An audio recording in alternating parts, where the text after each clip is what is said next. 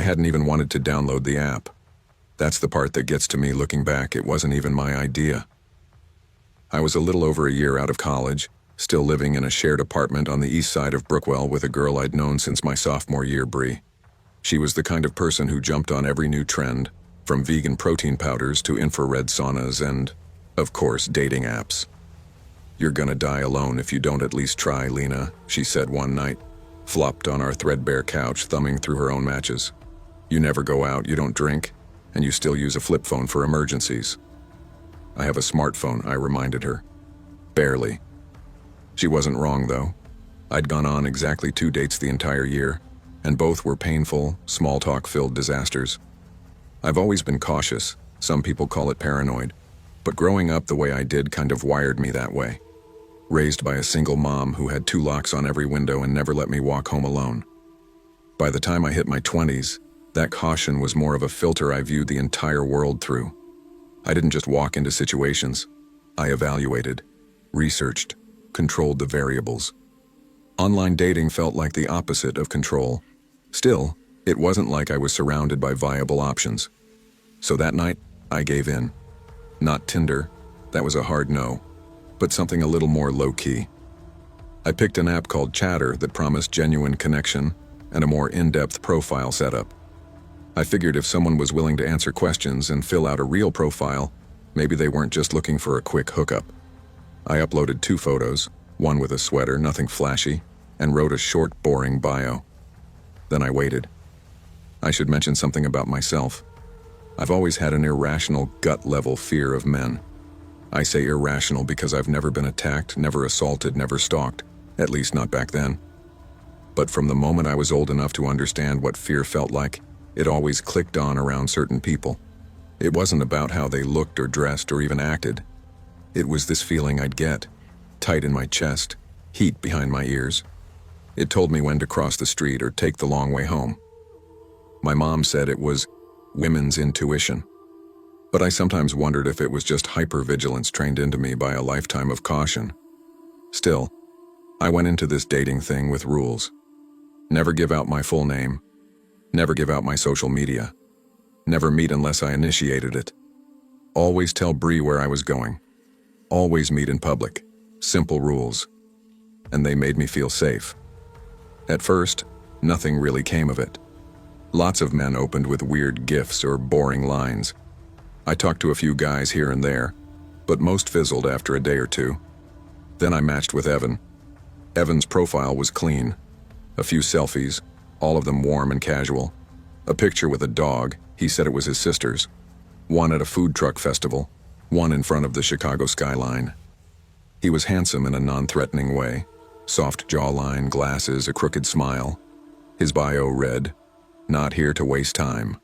I'd rather know your favorite smell than your astrological sign. Introvert. Reader. Lame dad jokes included." It felt safe. Funny. Normal.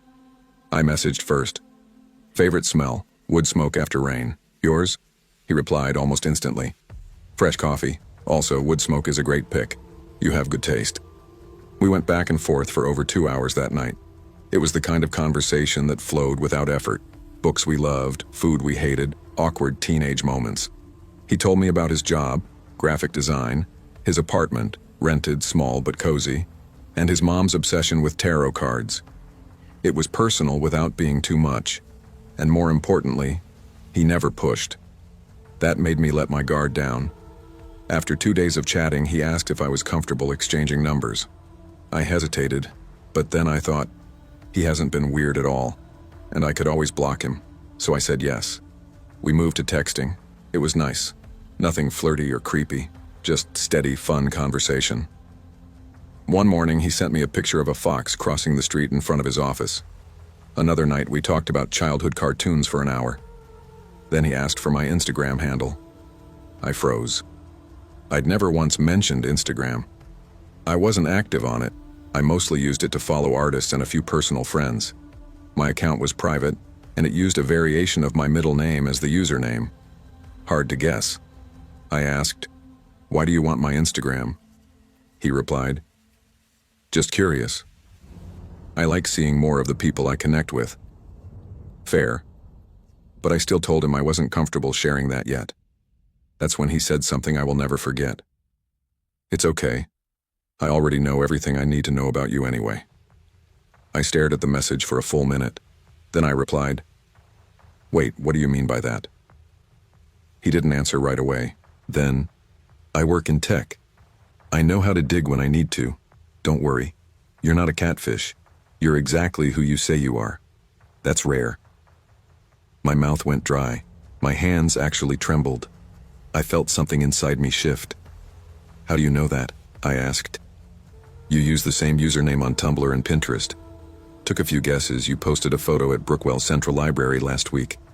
You also like to post about cats with birthday hats. It's cute." I hadn't told him where I lived. I hadn't told him anything about those accounts. I didn't even use those sites anymore. I felt like someone had been following me in plain sight. That gut-level fear I'd carried since childhood roared to life. I told him what he was doing was invasive, that it was creepy, that he'd crossed a major line. His response? He laughed, like dozens of texts of ha ha ha ha ha ha ha in all caps, not words. Just laughter. Then more texts came, paragraphs about how women lie online, how he was just making sure I was real, how I should feel flattered that he'd taken the time to check. I stopped replying. He didn't. That night, my phone buzzed nonstop. He sent over 100 messages. Some were long rants. Some were just my name over and over again. Some were photos of places I'd recently been, clearly pulled from my social media. None of them were threatening exactly, but the volume of them was. It felt like he was trying to be inside my head, overwhelm me, drown me in noise. At 2:18 a.m. I got this text. "I'd never hurt you. You're special. I'm not like other guys. I just see you." That was the moment I realized I wasn't scared of what he'd said. I was scared of what he might do. I told Bree the next morning, showed her everything. She offered to call the police. But what would I report? He hadn't threatened me. He hadn't come to my apartment. He just found me. Online. I went to my cell provider and had his number blocked at the source. Then I changed my number completely. I deleted Chatter. I scrubbed my old Tumblr, locked down my Pinterest, switched my Instagram handle to something random and deactivated it. And then I waited. For days. Weeks. I kept checking my rearview mirror, kept wondering if I'd see him outside my building, but he never showed up again. The worst part was how violated I felt. I hadn't even been touched, but it felt like someone had peeled back my skin and stared at the nerves underneath. He didn't need to break in or hack anything. He just used what was out there. I stopped online dating completely. For years, I stopped trusting anything that looked too perfect. And even now, when I walk into a cafe or stand in line at the grocery store, I wonder if someone in the crowd is looking at me and thinking, I know everything about her. Because it doesn't take much anymore. Just a name, a photo, a little time. If there's anything to learn from this, it's this. The danger isn't always in the stranger behind you on the sidewalk or the guy with too much to drink at the bar. Sometimes it's the nice guy with the crooked smile, the one who knows just what to say, the one who never raises a red flag until it's already too late. And he's not in your rearview mirror. He's in your phone. Back then in 2005, dating apps weren't really apps yet. We didn't swipe right or get algorithmic soulmate recommendations. Instead, there were websites, Match.com, eHarmony, plenty of fish. I was on Match, mostly because it felt like the serious one. Not just hookups, not just weirdos, or so I thought. I was 27 and feeling that strange mix of societal pressure and genuine loneliness. Most of my friends were either getting married or diving headfirst into careers. I worked a quiet job in HR for a mid-sized printing company in Greensboro, North Carolina. My days were predictable, neat, safe. Nights got quiet. My profile was honest. I didn't exaggerate my hobbies or fake a love for hiking.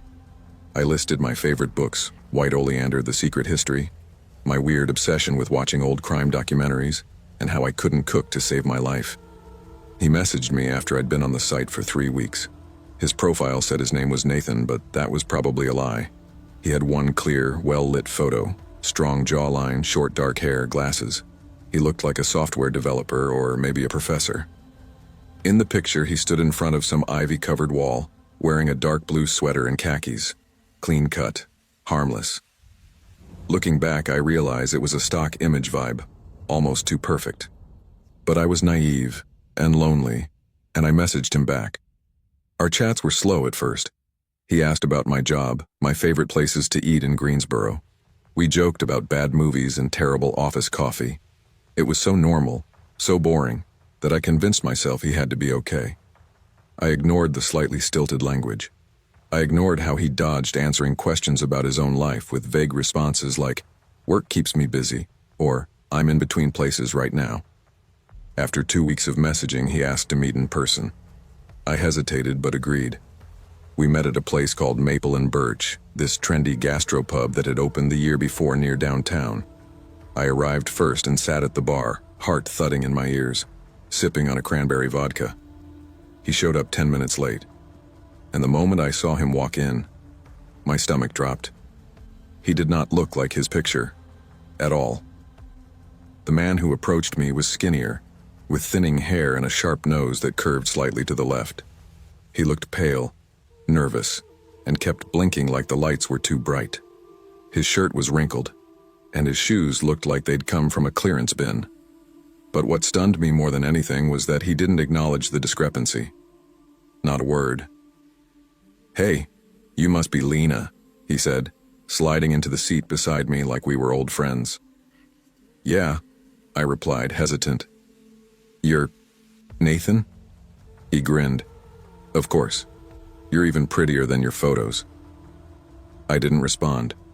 I just took a long sip of my drink and reminded myself I could always leave after one round. But he kept the drinks coming. Every time I got halfway through my cocktail, he ordered another. He convinced the bartender to do shots with us, some disgusting cinnamon liquor I barely kept down.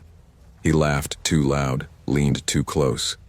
Somewhere between the fourth and fifth drink, I realized I was way too drunk. "Hey," I mumbled, sliding my glass away. "I think I'm done for the night." He paid the tab in cash, no receipt, no card, no trail, and offered to walk me to my car. When I told him I took a cab, he offered to drive me home instead. I should have said no. I wanted to say no, but I was spinning, and he kept insisting. I gave in. The drive to my duplex took 8 minutes. The conversation was quiet. I watched the yellow lines blur past and focused on not throwing up. When he pulled up in front of my house, he didn't unlock the doors. Instead, he turned to me and grinned. "So, you want to fool around a bit before you head in?" My skin went cold. "Let me out," I said, voice low. "Come on," he chuckled, leaning closer. "You've been flirting with me for weeks. Don't tell me you're backing out now." He smelled like sweat and cheap cologne. His breath reeked of whiskey. "Let me out." He sighed, hand still on the lock button. "I just don't get why you'd waste my time if you weren't planning to put out. That's all I'm saying." I was quiet. The street was empty. Porch lights flickered on the opposite side, but no one was outside. When he finally unlocked the door, I opened it fast enough to almost fall out. I stumbled to the sidewalk and slammed it behind me. "Whatever," he muttered. "Stuck up, bitch." I didn't look back. I rushed inside, locked the door, and sat on the floor for 10 minutes before I could breathe again. The next morning, there was a bouquet of flowers on my back step. Roses. Sloppy handwriting on the card. "Sorry about last night. I had too much to drink. Please forgive me. Nathan." I stared at them for a long time before throwing them in the trash. But it didn't stop. Every few days something new appeared. A box of chocolates, a book I mentioned once in passing, a candle, a stuffed bear, always with a note, always apologizing, always signing his name like he knew me. The gifts shifted from sweet to creepy fast. One day it was a pair of earrings. Another day a bottle of perfume I used to wear in high school. The exact brand. I never told him about it. That's when I realized he'd probably gone through my trash. Or worse, he'd been watching me. I kept all the notes in a drawer. I didn't go to the police. Not yet. Part of it was shame. I didn't want to admit to anyone that I'd been catfished, gotten drunk, and let this stranger drive me home. That I'd basically hand-delivered my address to a predator. Instead, I told my brother. He lived 40 minutes away, but he came and changed the locks. He also set up a cheap motion camera outside the back porch. It didn't catch much. Sometimes a squirrel. Once, a blurry shape that might have been him. The gifts kept coming. Until I snapped. I remembered the old Polaroid camera tucked in the top of my closet. I dusted it off, loaded it with film, and set it on my nightstand. Then I took my .380 pistol from the drawer. My dad gave it to me after a break-in at my old apartment, and placed it on my pillow. I snapped a photo. The image was simple. White sheets, a silver gun, soft lighting. On the bottom I scrawled in red Sharpie, "Next time you step on my property, this will be the last thing you see." I slipped the Polaroid into an envelope, taped it shut, and left it where he always left his gifts. The next morning, it was gone, and he never came back. 3 years later, I was out with my husband, Darren, at a steakhouse not far from Maple and Birch. We were waiting on our drinks when I noticed someone sitting at the bar alone. It was him, older, balding, cheeks sunken in, same nose, same pale eyes. He looked smaller somehow. He saw me, and Darren noticed. My husband knew the story, every disgusting detail. Darren stood, didn't say a word, and just looked at him. Nathan, or whatever his real name was, grabbed his bill, dropped cash, and left without a word. I didn't feel triumphant. I didn't feel brave. I just felt cold. Because I knew that somewhere out there, another woman had probably matched with Initiate, and I prayed she didn't take a ride home.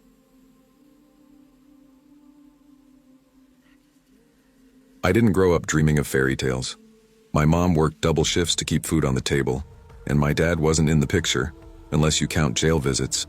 I knew better than to expect magic or rescue, but like most girls with a cracked heart and a quiet bedroom, I still hoped someone out there might actually see me. Not the tired girl in oversized hoodies, not the shy cashier who bagged groceries at the Piggly Wiggly off of Hill Street. I wanted someone to see past the invisible version of me and say, "You matter." It was 1998, and online dating was still a weird, semi-taboo thing. Not quite mainstream, not quite shameful either. Just new. Mysterious. Dangerous, maybe. But we didn't say that out loud. Back then, I'd just graduated high school in Raleigh, North Carolina, still living with my mom and younger sister in a duplex that smelled like mildew and pine sol. I was 18 and spending way too many late nights on the family computer, clicking through chat rooms and early dating sites like Matchmaker.com and One and Only. I didn't even tell my best friend Carrie about it. She would have freaked. That's how I met Shane. At least that's the name he gave me. He messaged me late one night after I posted in a local North Carolina chat thread. His username was Wandering Soul 79. His profile had a grainy photo of him standing next to a dog, golden retriever maybe, face mostly shadowed. He said he was 22. Later I'd learned that was a lie. At the time he seemed funny, quick-witted.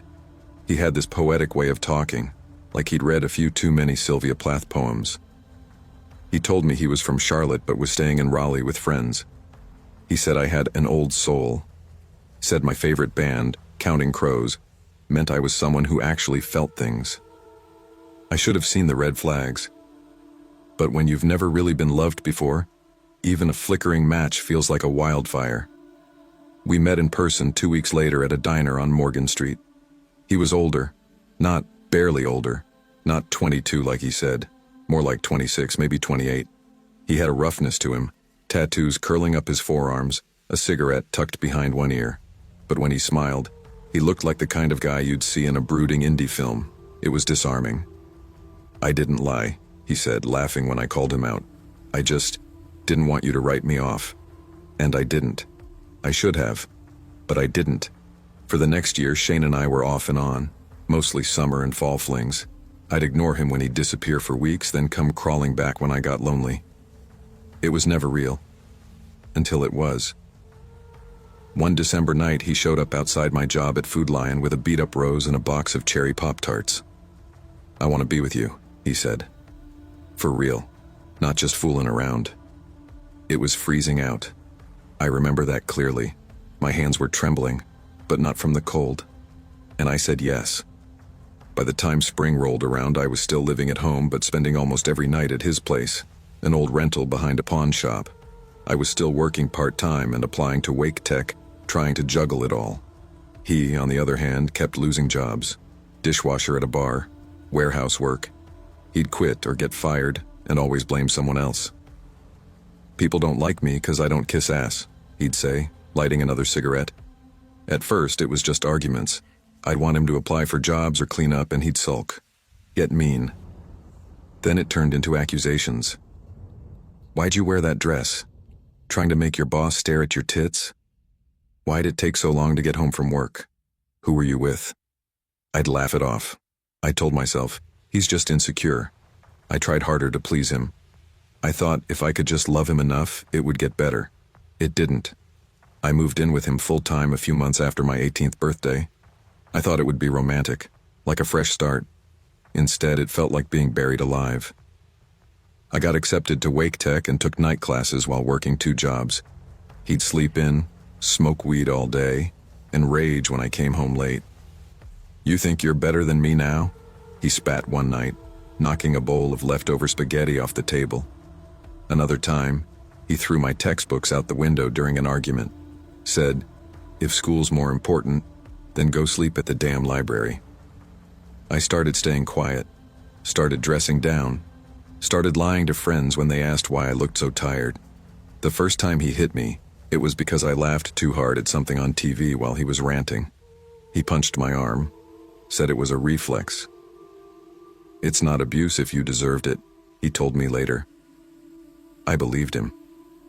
When I got pregnant, I cried for hours in the bathroom. He was excited at first, or maybe it was the thrill of control he liked. "I got you now," he whispered once, running his fingers through my hair. "You're mine forever." I wasn't excited. I was terrified.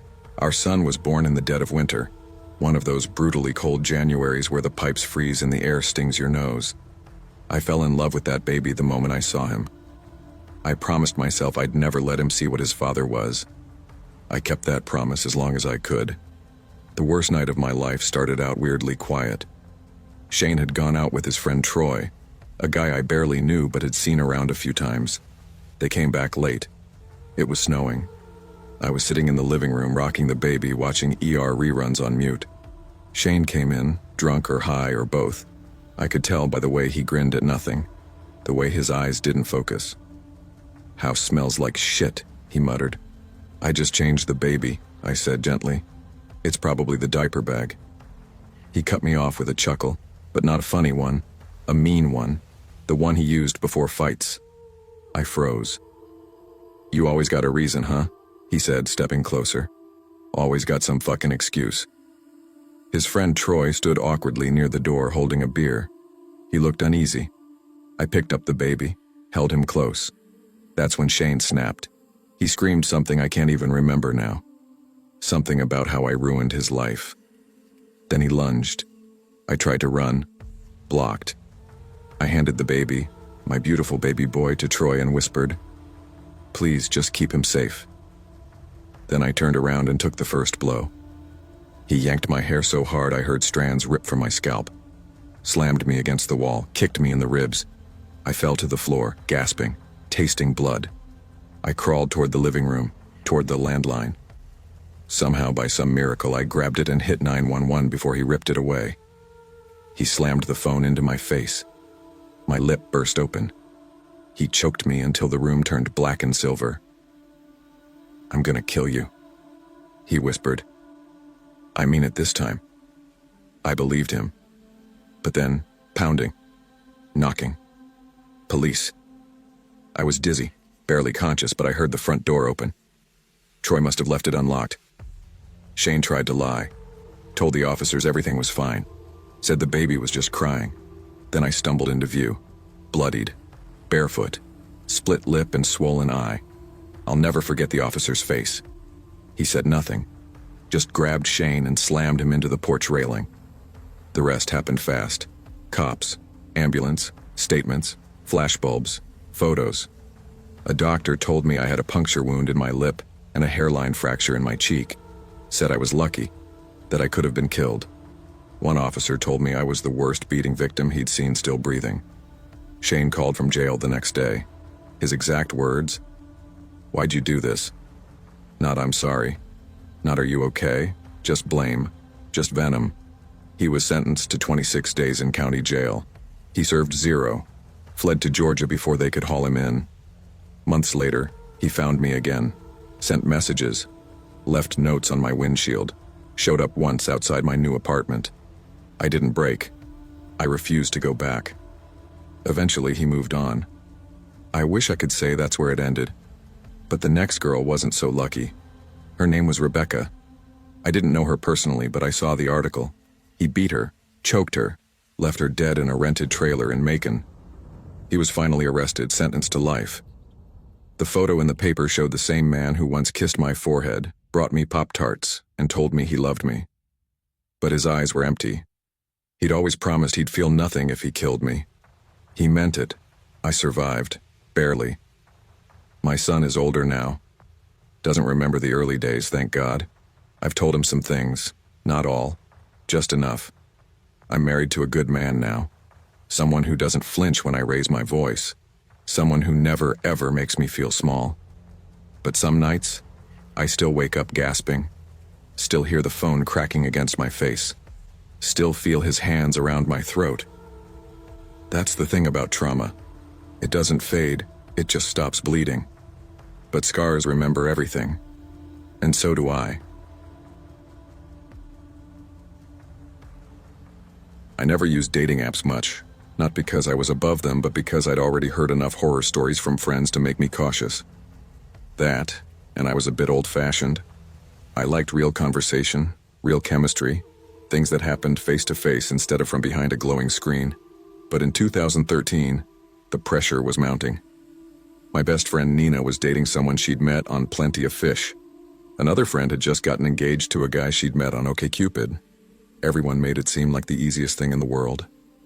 So one rainy Wednesday evening, tired of eating dinner alone and being the third wheel at game nights, I signed up for a new app that had just started gaining traction in our area, Zab. The app was minimalist, purple and white themed, with a Tinder-like swipe feature but without the sleazy reputation. It advertised real connections for real people. I figured I'd just browse, maybe chat with someone just to prove I was making an effort. That's when I matched with her. Her name was Kara. Blonde, green eyes, soft smile. Nothing flashy, just a simple girl-next-door look. Her profile mentioned she was a fan of indie films, disliked tattoos, oddly specific, and preferred quiet nights at home over parties. She worked as a receptionist at a dental clinic downtown.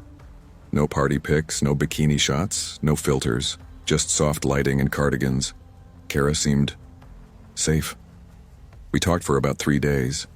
Her messages were polite, even a little awkward at times. She overused emojis and typed LOL a lot, but she asked genuine questions and never steered the conversation anywhere weird. That alone made her stand out.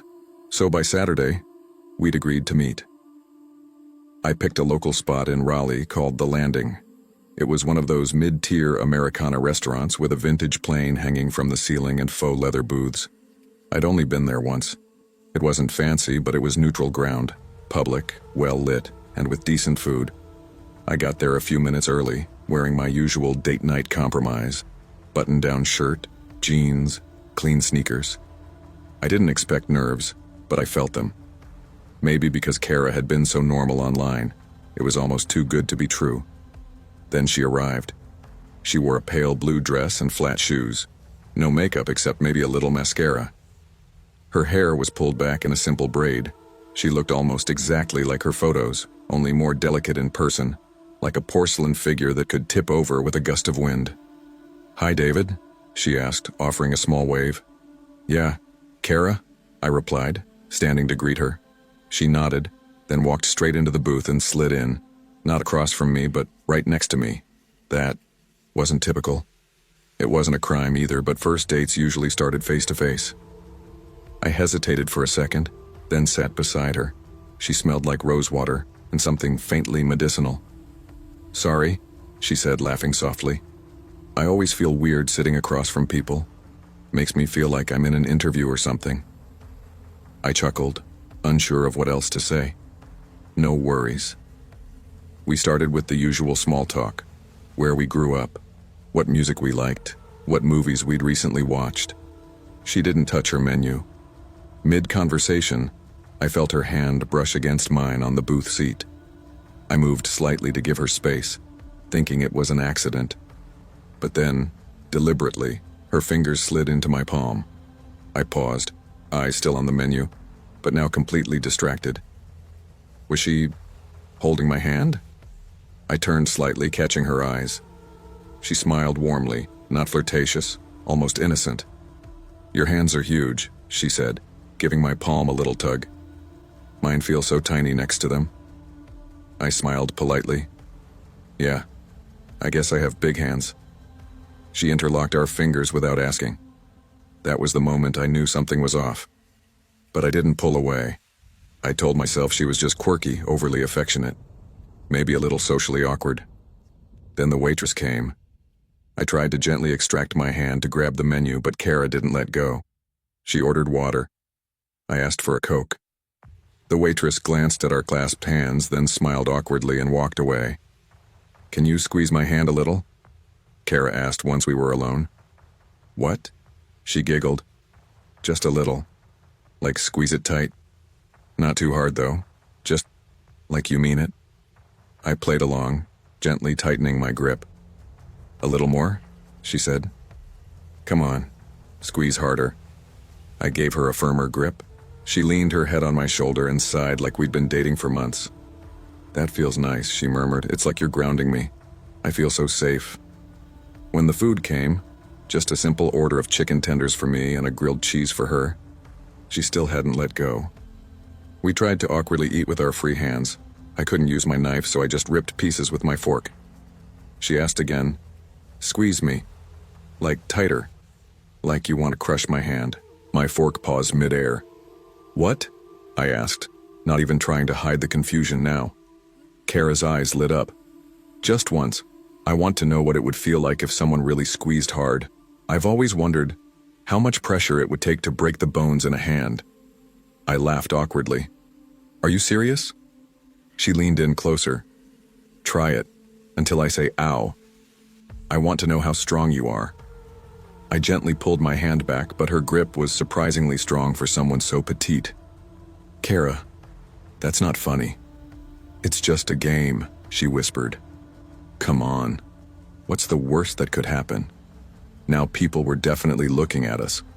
One woman at the booth across the aisle stared with open confusion. I felt the hot flush of embarrassment creep up my neck. I finally tugged my hand free. Kara looked devastated, like I just told her a pet had died. Oh, she said softly. Did I do something wrong? I began slowly. I think we might have different ideas about what a first date looks like. She stared at the table, face blank. It was just a joke. I thought you'd get it. You seemed fun online. I'm not trying to be rude, I said, already reaching for my wallet.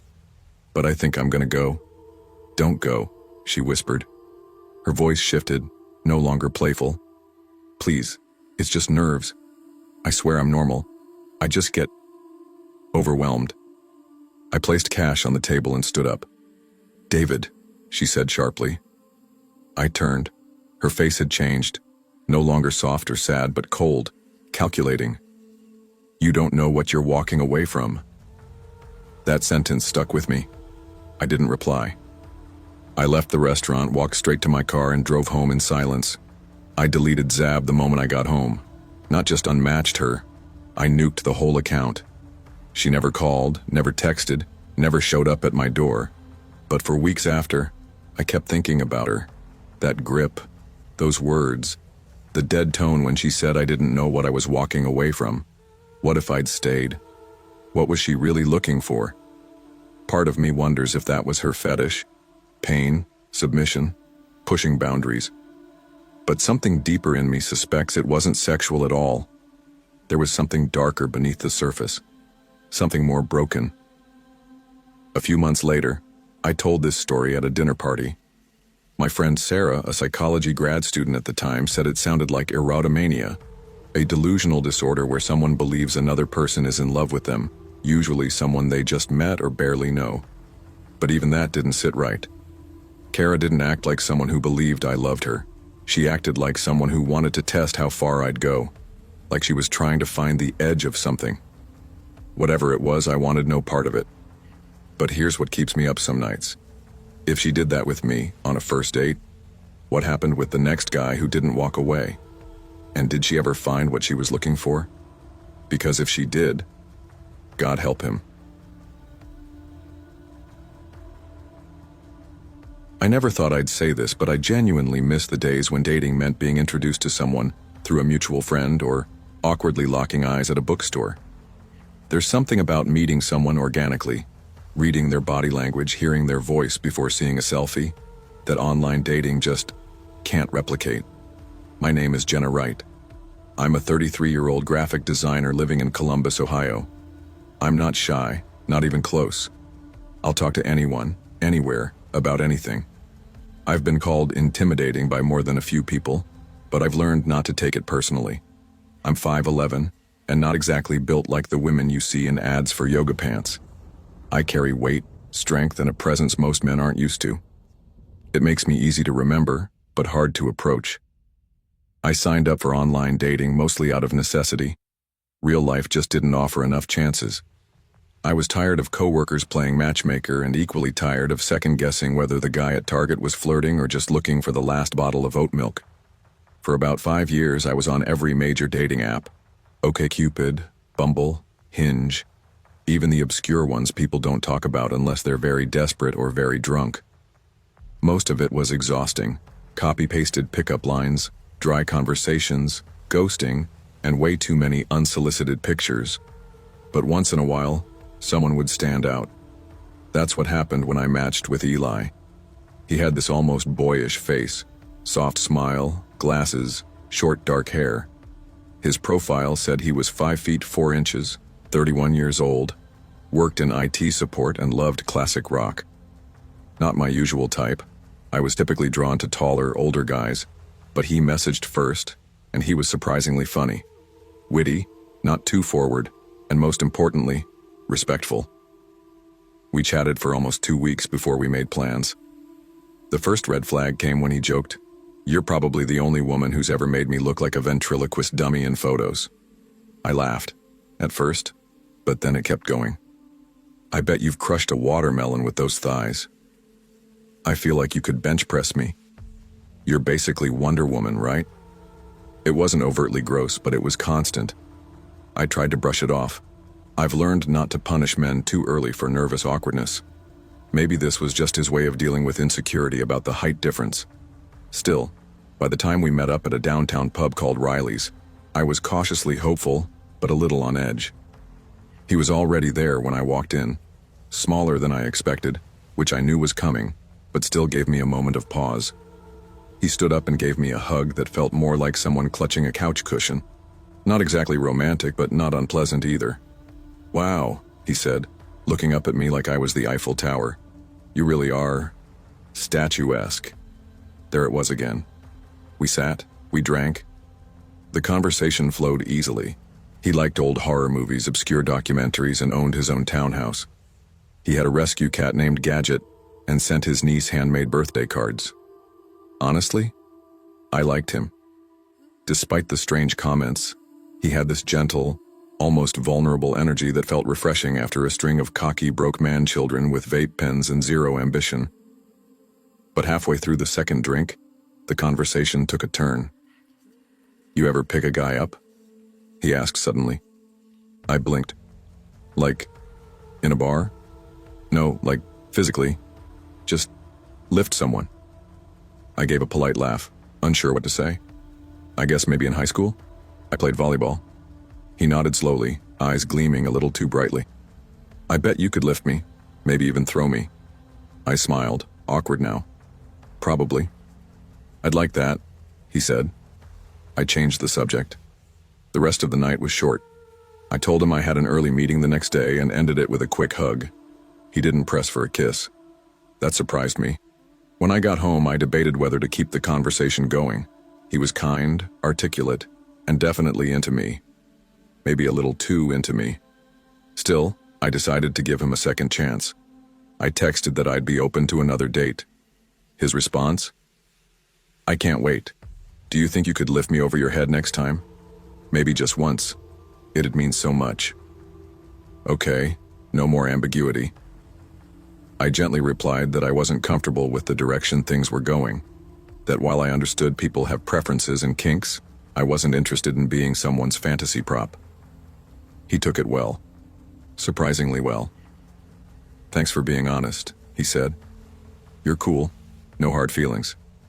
I actually felt a little guilty for being relieved, but Eli wasn't the worst. That would be Travis. I matched with Travis on OkCupid about 8 months after Eli. At first, it was just typical small talk. His profile said he was a paramedic, 36, recently single. We never met. In fact, he stopped responding after a week. No big deal. I barely noticed. Then 3 months later, he reappeared in my inbox. "Hey, Jenna. Sorry I disappeared. Was in something that got kind of serious. It's over now, but she's still kind of in my life, you know? Complicated." I didn't know, actually. But I was bored and curious. We chatted a bit. He explained they were on again, off again. That they had great chemistry in the bedroom but argued too much to stay together. "This is gonna sound weird," he texted late one night. "But would you ever consider a threesome?" I stared at the message for a full minute. "Excuse me? I mean, not like now, but maybe someday." We were talking and she said she always wanted to try with a bigger woman. "You crossed my mind. You're hot. No offense." No offense. As if that made it polite. I told him off, firmly, not cruelly, and blocked him. Then deleted the app. That was the moment I stepped away from online dating completely. For 6 months, I stayed off everything. Focused on work. Took myself out to movies. Spent time with friends who never made me feel like a novelty. I wasn't bitter. Just tired. Then one afternoon, standing in line at a bookstore cafe, I dropped my wallet. The guy behind me picked it up. Tall, scruffy, wearing a paint-splattered hoodie and boots that had definitely seen better days. "You dropped this," he said, handing it to me with a smile that actually reached his eyes. That's how I met Marcus. He wasn't from an app, didn't have a clever bio or filtered selfies. We got to know each other one latte at a time. He worked in renovations, loved poetry, hated texting, and called me gorgeous without turning it into a punchline. It's been over 2 years now. Sometimes when people ask how we met, I lie and say through a mutual friend. I don't know why. Maybe I just want to keep something for myself. Something unscripted, unfiltered, real. But if you ask me whether online dating is a nightmare, it's not all horror. But you'll walk through some shadows before you see the light. And if you're anything like me, tall, loud, built like a linebacker, and still soft in the heart, just remember, the right person won't fetishize your strength. They'll respect it, and maybe even love you for it.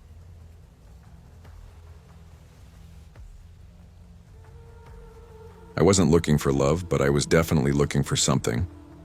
Let me start from the beginning. At the time, I worked in a job that people either quietly respected or secretly judged. Technically, it was legal. I was a hostess in a private men's lounge in Central Arizona. Think high-end, adults-only, members-only type of place. It wasn't prostitution, not exactly, but it danced along the line of sex work.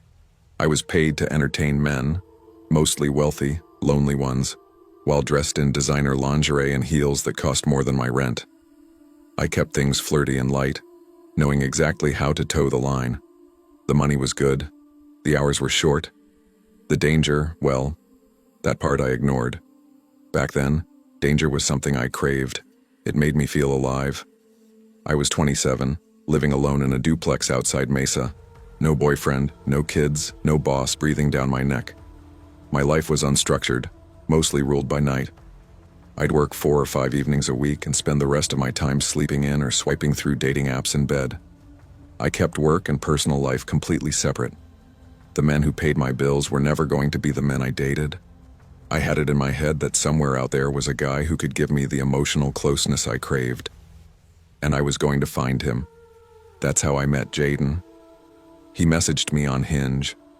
From the moment I saw his profile, I felt like he was made in a lab just for me. Messy dark hair, a crooked grin, a book on Eastern philosophy in one photo, and a pit bull named Tyson in another. His first message wasn't cheesy or pervy. It was a dry joke about my favorite movie tucked into the last line of my profile. I smiled. I replied. That was the beginning of what I now call the bait. Jaden and I messaged constantly. Mornings, evenings, even while I was at work, I'd sneak into the dressing room to read his texts. He was smart, flirty, and made me feel like I wasn't just someone to look at. We talked about music, politics, family. I told him I worked in event coordination, and he didn't press for details. He told me he freelanced in tech and worked from home. Everything about him seemed calm and centered, like the opposite of every man I'd ever known. 2 weeks in, we were still texting daily, but hadn't met. I didn't mind. I liked the anticipation. But one Friday night after my shift, I messaged him. Me. I'm off work. Want to meet?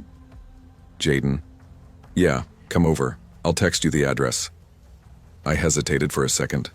Then I got in my car and drove.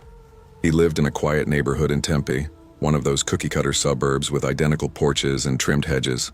When I pulled up, the porch light was on. My stomach flipped when I saw him in the doorway. He was even better in person. Hey, he said, smiling wide as he stepped aside to let me in. Inside, the place smelled like cedar and weed. There was soft music playing, some ambient synth stuff I didn't recognize. We didn't make small talk. Didn't sit on the couch. Within 5 minutes, we were kissing against the wall. Clothes came off fast. My head was spinning, not just from lust, but from the sheer rush of it. Finally meeting someone I felt a connection with, someone who didn't know the version of me I wore at work. But the mood shifted quickly. Jaden's kisses became rougher. His grip tightened. At first I thought maybe he was just dominant, but something felt off. He said things, dirty things, that bordered on cruel. Not playful, not sexy. Cruel. You like being used, don't you? He whispered. What? I blinked.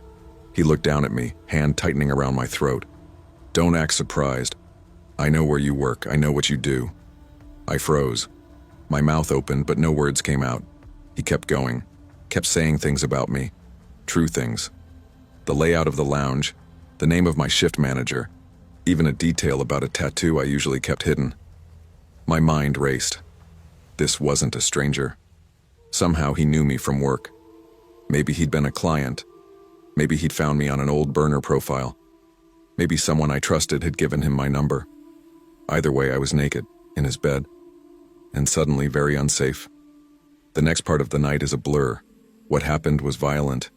I was in and out of consciousness. I don't remember crying. I remember trying not to. I remember waiting for it to be over. Afterward, he acted like nothing was wrong. Offered me a drink. Told me to stay the night. I couldn't leave. I was dizzy. I was terrified. I lay there, stiff and silent, pretending to sleep, while every nerve in my body screamed to run. But I didn't. I was too scared of what he'd do if I moved. By sunrise, I slipped out the door. I barely remember the drive home. I told my coworkers what happened. Their reactions were split. A few brushed it off, said maybe I was being dramatic. One actually laughed and said, "That's what you get for playing house with a stranger." Another looked uncomfortable and told me to forget about it. 2 of them knew Jaden, said they'd seen him before, said he was cool, and that I must have sent mixed signals. It was worse than being ignored. It was being blamed. So I turned to my real friends, the ones outside of work. That didn't go well either. They all knew what I did, and they danced around the topic like my job somehow made this inevitable. "You put yourself in that position," one said. "Why'd you go to his house?" another asked. I didn't have the strength to argue. The next day, I went to a clinic. I needed to know, was I pregnant? Had I caught something? What did he do to me when I blacked out? The clinic was warm and quiet. There were mismatched chairs and a little table with puzzles for kids. I sat alone in the corner scrolling on my phone, trying to pretend none of this had happened. That's when I saw it. A screenshot, my Tinder profile, my bio, and one of my messages, twisted into a meme. It was circulating on a gossip page that catered to local nightlife. Jaden had shared it. He had taken what happened and turned it into a joke. I stared at the screen until my vision blurred. I wept quietly in the waiting room, arms folded tight around myself. My test results came back. Negative across the board. No STDs, no pregnancy, no physical souvenir of the trauma. But emotionally, I was ruined. Jaden never contacted me again. He didn't have to. He got what he wanted. Then he vanished. I left the lounge job not long after. Couldn't keep pretending to be someone unbreakable. I still wonder how he found me. Which moment was the one that exposed me? What detail? What slip? It doesn't matter now. What matters is this. I wasn't believed. I wasn't protected. I wasn't taken seriously. Because of my job. Because I went to his house. Because to them, I should have known better. Please, learn from my mistakes. Don't confuse attention for affection. Don't let someone isolate you with flattery. Don't go somewhere alone just because you want to believe it's safe. And never, ever assume that just because something feels good at first, it means you're safe. Because monsters don't always hide in alleys. Sometimes they smile at you through a dating app. I was 21 when I matched with the man who would leave a shadow on my memory I'd never fully shake. It was a time when I still believed in the potential of dating apps. Swipe, match, flirt, meet, repeat. Nothing too serious. I was young, newly single, and freshly navigating motherhood. My daughter was barely one, and the world felt like a giant reset button I wasn't sure how to press. Back then, I used a few apps: Tinder, Hinge, even OkCupid on occasion. I wasn't naive. I knew to look out for the usual red flags: too handsome, too mysterious, overly sexual, or oddly vague. I stayed cautious, but I also craved attention and adult conversation. There's something about being up at 3 a.m. with a baby on your chest that makes even the most boring match seem like a good distraction. That's when he popped up. His name was Mark, and he was 30. Almost 10 years older than me, which normally would have been a deal breaker. But there was something reassuring about his profile. He looked normal. Not movie star handsome, but clean, thoughtful, kind. He had a rescue dog, enjoyed camping, liked indie music, and his bio included a line that said, "I don't want to waste time, I want to build something real." I remember pausing. Most guys said things like, "No drama," or "Just here for a good time." Mark sounded grown up, grounded. We matched on a Thursday. By Friday night, we were texting nonstop. It's hard to describe how quickly things progressed because it didn't feel fast at the time. It felt easy, natural. He asked all the right questions about my daughter, my goals, what kind of music I played around the house. He told me he'd dated younger women before, not because he was that guy, but because he said women his age were often jaded or bitter. It was flattering to be called fresh and optimistic. He didn't send any inappropriate photos or ask for any from me. In fact, he seemed to tiptoe around any sexual talk entirely, which was oddly refreshing. He said he wanted to earn my trust first. The word earn stuck with me. By Sunday, he was saying things like, "Mark, it's wild how easy it is with you, like I've known you in another life." Me, "Ha, a past life soulmate?" Mark, Maybe this is just the lifetime where we finally get it right." Corny? Yeah. But when you're lonely and tired and someone's telling you they want to build a life with you without even meeting you first, it hits differently. By Monday, he'd asked for a picture of my apartment so he could imagine what our mornings might look like. By Tuesday, he was suggesting we move in together eventually. By Wednesday, he was making a list of household items we had duplicates of. Like actually making a spreadsheet: 2 coffee makers, 1 couch, 1 dining table, 2 blenders. He even joked we'd need a joint email soon. It was all so domestic, so innocent, so adult. But what really shook me was what he said Thursday night. "Mark, I know this might sound crazy, but I'd be honored to be part of your daughter's life, if you let me." I remember sitting in my kitchen, staring at that text and tearing up. No one had ever said something like that before. Her father had bailed the moment the pregnancy test came back positive. I was so used to men seeing her as baggage, but not Mark. Mark said she was a blessing. He even described how he'd help with nighttime feedings, reading to her, teaching her to ride a bike one day. I'd known him 7 days. Looking back, I realize how much I wanted to believe it. We agreed to meet for dinner at a restaurant in Fairview, a quiet suburban town outside my city. He picked the place, said he wanted somewhere cozy, where the food didn't matter as much as the company. I wore a simple navy dress and a cardigan. I wanted to look mature, not like some 21-year-old kid. I was nervous, sure, but mostly excited. I kept thinking, what if this really is it?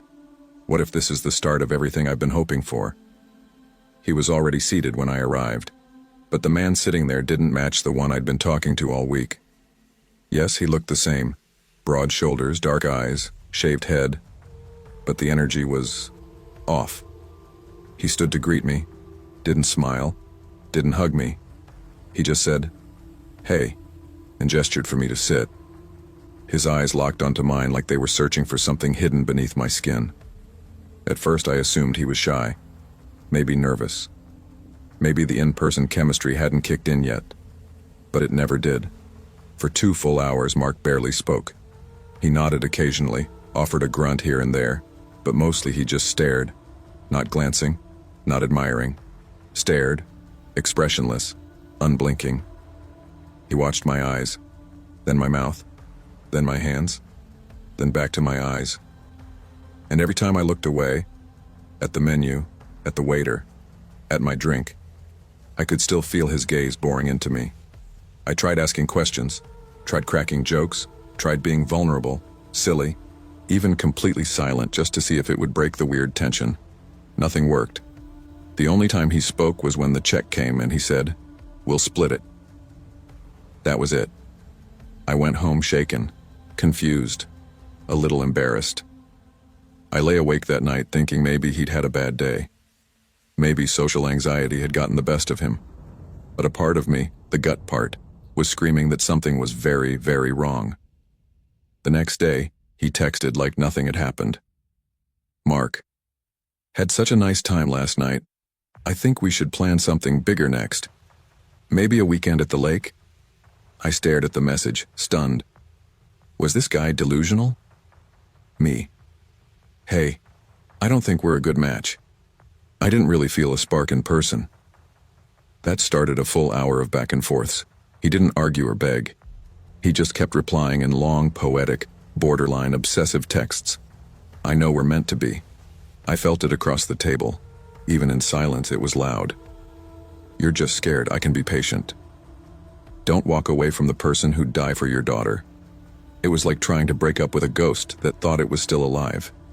Eventually, I told him clearly, finally, "Mark, I'm not interested. Please don't contact me again." To which he replied, "Okay, I get it. Just know I'll be here. Always." And then, silence. He never messaged me again. He unmatched me. Vanished. But I still think about that dinner. That stare. How I couldn't eat my food because I felt like an animal under a microscope. How my chest hurt from holding my breath too long. I never saw Mark again. But sometimes, I catch glimpses of that expression. On strangers at gas stations, on men in crowded trains, on quiet faces in restaurants. And every time my stomach drops. Because I know now, love doesn't come at you in a week. Real love doesn't watch you like prey. And some men wear kindness like a costume until they're close enough to unzip it. I had just graduated from college when it happened, barely 23, working a temp admin job at a logistics company and living alone for the first time. I had this small but cozy 1-bedroom suite in a divided duplex on the west end of Maple Ridge, a quiet suburb just outside Vancouver. It wasn't fancy, but it was mine. My name's Callie, and I'll never forget the way my entire perception of people changed during that summer. Back then, like most people my age, I was riding the high of newfound independence. No more dorm rooms or communal bathrooms, just me, my IKEA furniture, and the endless scroll of dating apps on my phone. I wasn't new to dating apps, but I wasn't exactly seasoned either. My roommates in college used them constantly, so I joined in partly out of curiosity and partly out of boredom. I stuck mostly to Plenty of Fish because it felt less hookup-focused compared to Tinder, at least on the surface. I wasn't reckless, but I also wasn't cautious. I used my real first name, a profile picture that showed my street in the background, and I didn't blur my license plate in one of the pictures where I stood beside my car. At the time, it didn't even cross my mind that those things could be dangerous. That's when I matched with Ethan. He was 31, nearly a decade older, but I figured age wasn't everything. His pictures looked normal. A clean-cut guy with strong cheekbones, dressed in a fitted navy blazer and gray slacks, standing in front of a financial firm downtown. Another picture was him on a hike, smiling with a small dog on a leash. He had nice teeth, short brown hair, and light eyes, somewhere between hazel and green. In his bio, he said he was a project consultant for an engineering firm, lived on the East End, worked long hours, and just wanted someone normal. He sent the first message. "You seem like you have your life together, that's refreshing." That turned into a week of steady back and forths. He wasn't pushy or weird. He asked about my job, my studies, even asked to see my art portfolio when I mentioned I used to draw. He noticed small things like the mug in one of my selfies. "That your favorite tea? Or are you more of a coffee purist?" It felt so genuine, so intentional, and he was funny, just the right mix of sarcastic and kind. By the 5th day, I found myself smiling when his name popped up. When he asked if I wanted to grab dinner, I agreed. He picked a quiet Mediterranean place near the harbor, downtown Vancouver. It was far, like 45 minutes from my place, but I didn't mind. Maybe that was a good thing. Neutral ground, right? When I got there, he was already waiting outside in a charcoal coat. He smiled when he saw me and held the door open. I'll admit, he looked even better in person. Not in a movie star way, but polished. Put together. The dinner went great. Conversation flowed naturally. We talked about travel, books, even our most embarrassing moments. He laughed when I told him I once ran into a sliding glass door at a friend's barbecue. He told me he once walked into the wrong Zoom meeting, thought it was a client call, and pitched a full financial strategy to a group of teachers. At the end of the night, he hugged me, not too tight, not awkwardly, and said, "This was really nice, Callie. Let's not wait too long to do it again." I smiled, said I'd text him when I got home, and drove off into the city night. But something felt off. After 2 turns, I noticed a car behind me. I didn't think much of it at first. Vancouver's downtown traffic is messy. But then, after 20 minutes of weaving through freeways, he was still behind me. When I took an exit briefly and looped back onto the main route, he followed. I wasn't immediately scared. Maybe he just lived in my direction. But then he didn't take any of the exits. I began circling the city on the Trans-Canada Highway like I was lost on purpose, and still, every time I glanced in my rearview mirror, there he was. That's when the panic started. My hands began to sweat on the wheel. I turned the radio off. My stomach twisted. I didn't want to go home. I couldn't go home. So instead, I pulled off on the east side and took the long way to my friend Liz's apartment. She lived in a high-rise with secured parking. When I turned into her street, he didn't. Relief washed over me. It must have been a coincidence. Maybe it wasn't even him. Maybe I was being paranoid. I didn't even get out at Liz's. Just sat there for 5 minutes until I felt brave enough to go home. When I finally made it back to my place, I parked, got inside, and headed for the shower. As the water ran, my thoughts spiraled. Was I just imagining it? Was it really him? Maybe I was overreacting. I wrapped myself in a towel, grabbed my phone, and began typing a casual message. Just as I was about to hit send, a message came through. It was a photo. My car, parked, right outside my home, taken just minutes ago. My stomach dropped. My hands went cold. I stared at it like it would disappear if I blinked fast enough. Then another message. "I didn't know you lived across the street from me. What are the odds?" I froze. I had never seen this man in my neighborhood. I knew my neighbors. Sure, there was a massive apartment complex kitty corner across the intersection, but what were the chances? Then there was a knock. I peeked out the living room curtain. He was standing there, hands in pockets, like this was a casual check-in. "Hey," he said. "Still up? Want to hang out?" "I'm exhausted," I called out through the door. "Long day, I'm crashing." He hesitated. "All right," he said finally. "Another time." He left. I didn't sleep that night. I sat on my couch, lights off, TV on low, clutching a knife I kept in the kitchen drawer. When I finally drifted off at dawn, it was out of sheer exhaustion. I woke up at 8 a.m. to the sharp chill of dread. I pulled on a hoodie and went outside. My windshield had been shattered. Both passenger side tires were slashed. There were keys gouged across my driver's side door, 3 long, angry lines. And then, as I was frozen there, staring at the damage, he walked up with 2 coffees. "Morning," he grinned, like nothing was wrong. "Figured I'd surprise you. I remembered you like oat milk." My mouth went dry. My body was screaming at me to run. "Thanks," I said, taking the coffee just to avoid conflict. "But I can't go to work with my car like this." "I'll drive you," he offered, smiling like this was a rom-com. I forced a weak smile. "No, it's okay. I already called in. Police are coming." His smile faded slightly. He stayed for 2 hours waiting on the sidewalk, leaning against his car like he lived there. When the cops finally came, he walked away, hiding behind his own vehicle like a child caught stealing. I filed the report, gave them every detail. They said what cops always say. "Hopefully you've got full coverage. Change your locks if you can. Block him. Don't engage." And then, as they were about to leave, one of the officers got a radio call. He stopped, turned his head and shouted, "Freeze! Hands in the air, on your knees." I turned and saw Ethan, now on the pavement, being cuffed at gunpoint. Apparently he was already wanted for stalking, breach of probation, assault with a weapon, fraud, aggravated assault.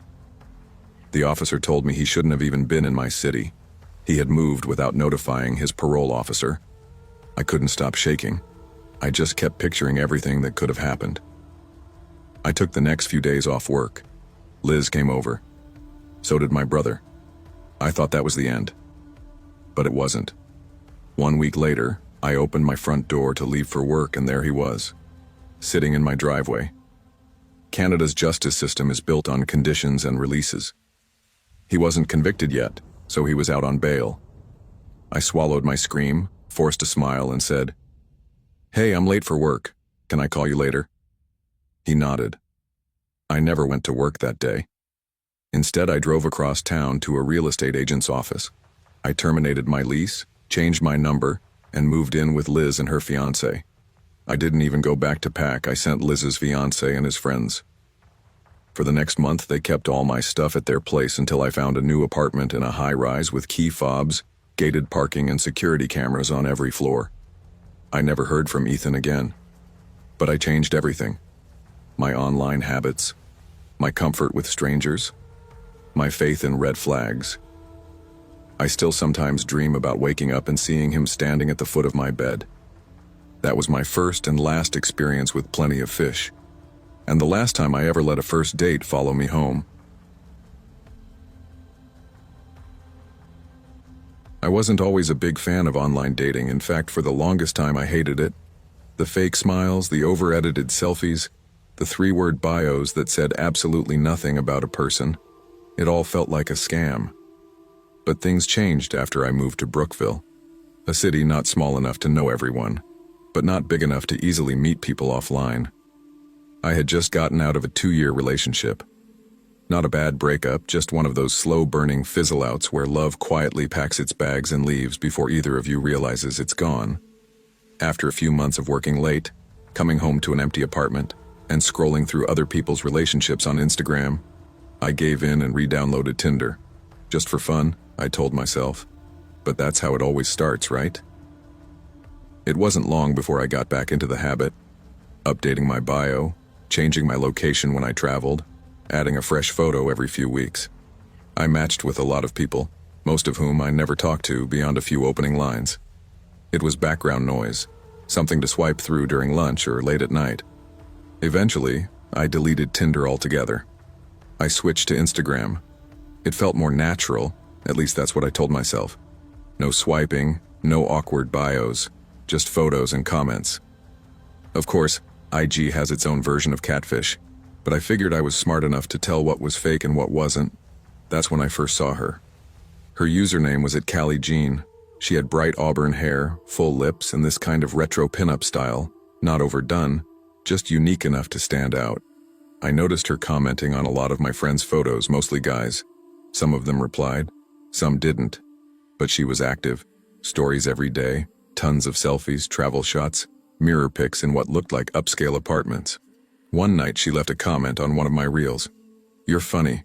You remind me of someone I used to know, LOL." I clicked on her profile again. Nearly 15,000 followers. She was following less than 300. Verified. Number. But everything looked real. No watermarked pics, no obvious filters, no sketchy links in bio. Just a gorgeous woman who apparently thought I was funny. So I DM'd her. Didn't expect much. Just said, "You have jokes too, or just compliments?" She replied in under an hour. "Callie, a little of both. Depends if you can keep up." I remember grinning at my phone. We messaged for almost 3 hours that night. It felt easy, unforced. She was witty, said she worked in PR, grew up in New York but moved south for a slower life. She talked about loving to cook, missing city food, and said she hated how people assumed she was fake just because she was pretty. Over the next 2 weeks, we talked every day. Morning voice notes, lunchtime DMS, late night chats. She sent selfies that matched her timeline photos, made video calls in dim lighting, always just getting ready for bed, and even shared clips of her cooking while singing along to R&B tracks. I told my friends about her. Most were impressed. A few were openly jealous. Except Ryan. Ryan and I had known each other since college. He was skeptical of everything, especially online dating. "You ever talk to her on the phone?" he asked one night at our usual dive bar. "Yeah," I said, sipping my beer. "She sent voice notes and we FaceTimed twice. Real short, though." He raised an eyebrow. "So, never a full conversation?" "Bro, it's 2023. Nobody wants to talk on the phone." He laughed, but not the friendly kind. "All right, just don't show up on the news talking about, 'I thought she was real.'" I brushed him off, but in the back of my mind I knew he had a point. 3 weeks in, Callie invited me over. "Let me cook for you," she said. "I make the best jerk shrimp pasta, unless you're allergic." "No allergies," I joked. "Except to red flags." She laughed. "Good. I only have pink ones." I asked for the address. She lived in Merrow Heights, a neighborhood about an hour from Brookville. Said she rented the top floor of a duplex. Quiet place. Decent area. I looked it up. Google Street View showed older homes, narrow roads. Not fancy, but nothing too sketchy. Still, I hesitated. Ryan's voice echoed in my head, "Don't be stupid." But the rest of my friends, they egged me on. "Just don't get her pregnant," one of them joked. "If she can cook, marry her," said another. "Send us the address in case you disappear." I laughed it off. I got in my car at 8 p.m., texted her I was on the way, and played a crime podcast on the drive to distract myself. By the time I turned into Merrow Heights, the sun had disappeared behind the skyline. The neighborhood looked different than I expected. Not terrifying, but busier. People on porches, kids riding bikes in the street. Loud music from somewhere. Not a single streetlight worked. I stopped at a red sign 2 blocks from the pin on my GPS. A group of men walked up to my car. "What you need, bro?" one of them asked, tapping on the passenger window. I didn't answer. Just slowly drove forward and turned the corner. The duplex was older, paint peeling, bars on the downstairs windows. I parked across the street, took a breath, and messaged her. "Me. Here, upstairs, right?" "Callie." "Yep, come up." Doors open. I climbed the narrow steps, heart beating faster with each one. There were voices nearby, people outside talking, laughing, cussing. I knocked once. The door creaked open almost immediately. But it wasn't Callie. A bald white guy stood there instead. Patchy beard, tattoos creeping up his neck and onto his scalp, a tank top and cargo shorts. He looked like he hadn't slept in days. Is Callie here?" I asked. He smirked. "Yeah, come in." My instincts screamed no, but I stepped inside. The living room was small, dark, and reeked of mildew and something sharp, like cheese left out too long. The furniture was old. Dust clung to the TV screen like static. An ashtray overflowed on the coffee table. "She'll be out in a sec," he said, sitting across from me. "Want something to drink?" I hesitated. "Sure." While he disappeared into the kitchen, I pulled out my phone and texted her again. "Me. Can you come out, please?" She replied instantly. "Callie." "Of course." 1 second. Then I saw it. The guy's phone, a beat-up Android, was on the table. When I texted, the phone lit up. My name showed on the lock screen. My heart dropped. I fake-scratched my arm. "Hey man, got any tissues?" I asked. He walked off again. I picked up the phone and texted her again. "Me." "Who the hell are you?" The phone vibrated. My name appeared again. I set the phone down just as he walked back in with 2 mismatched cups. He handed me one. We sat in silence for a moment, the TV on but muted. Then the phone vibrated again. He looked at it. I looked at it. Then we looked at each other. He stood up slowly. "I guess you figured it out." I stood too. "I'm leaving." He moved fast, tried to grab me by the arm. I swung, hard, and caught him in the jaw. He stumbled, fell into the coffee table. I didn't wait. I ran. Down the steps, into the street, into my car, locked the doors and peeled off. I drove until I saw a gas station with lights on, parked, and called the cops. By the time they got there, the guy was still on the floor, dazed and groaning. There was no Callie, no sign of a woman ever living there. Just one cracked phone with dozens of messages, from me, from other guys. Voice memos faked with audio apps. Pictures lifted from a Canadian influencer's public account. I was one of many. The officer said I was lucky. Guys had been lured in before. Some lost money. Others lost phones, wallets, even got jumped by 2 or 3 people hiding in the next room. Me? I got away with a bruised knuckle and a broken sense of trust. I never used Instagram to meet women after that. I deleted the app for a while. Started dating the old-fashioned way again. Slow, in person, awkward.